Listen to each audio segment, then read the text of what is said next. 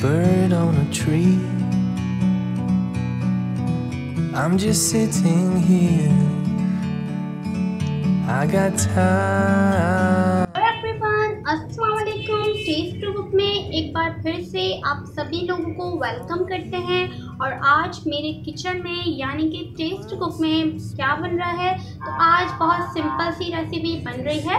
तो आप लोग रेगुलर रूटीन में जो अपने घर में खाने बनाते हैं, आपको समझ नहीं आता, बहुत इजी रेसिपी दे रही हूँ आपको। इसका नाम है आलू के कटलेट्स। और आलू के कटलेट्स के लिए इंग्रेडिएंट्स भी आपको नज़र आ रहे होंगे, बहुत ही सिंपल से हैं जो हर घर में अवेलेबल होते हैं। तो पहले हम इसके इंग्रेडिएंट नोट डाउन कर लेते हैं।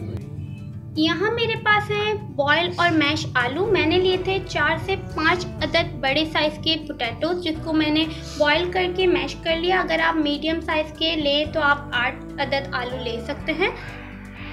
और ये मेरे पास ब्रेड क्रम्स हैं, ये भी मैंने घर में बनाया है। किस तरीके से, जो ब्रेड हमारी बच जाती है और वो हम लोग नहीं यूज़ करते हैं, जैसे बासी हो जाती है एक दिन की ब्रेड, तो आप उसको कॉफ़ी ग्राइंडर में डाल के ग्राइंड कर लें। ये बहुत अच्छे से क्रम्स बन जाते हैं। ये देख सकते हैं आप कितने अच्छे होममेड क्रम्स हैं।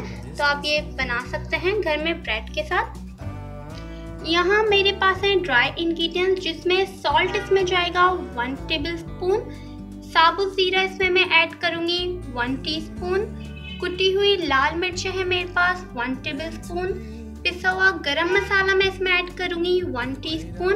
और ये मेरे पास भुना हुआ कुटा हुआ धनिया है। ये मैंने धनिया को भूनकर उसको मोटा मोटा कूट लिया है। ये इसमें जाएंगे तकरीबन 3 टेबल स्पून। और यहाँ मैंने ली है 3 अदद मीडियम साइज़ की हरी मिर्चें, जिसको मैंने बारीक बारीक बिल्कुल चॉप्ड कर लिया है।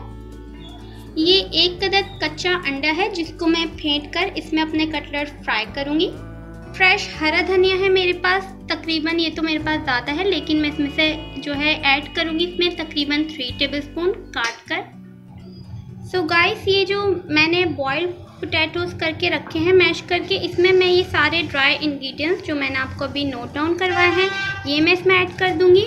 और साथ ही मैं इसमें हरी मिर्चें जो मैंने बारीक कट करके रखी हैं, ये ऐड कर दूँगी। और हरा धनिया भी मैं इसमें काट के ऐड करती हूँ। और फिर मैं सब चीज़ों को अच्छे से आलू में मिक्स कर दूँगी।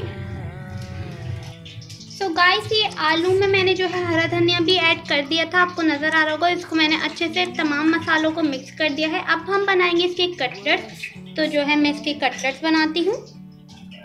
तो ये मैंने कटलेट्स बनाकर रख लिए हैं। अब जो है हम पहले इसको अंडे में डिप करेंगे। ये जो अंडा मैंने इधर फेंट के रख लिया है, इसमें मैं जो है कटलेट्स को डिप करूँगी इस तरीके से। और फिर जो है हम इसको ब्रेड क्रम्स में कोट करेंगे। और देन हम जो है ऑयल मैंने फ्राइंग के लिए रख दिया है, मैं ऑयल में इसको जो है फ्राई कर लूँगी।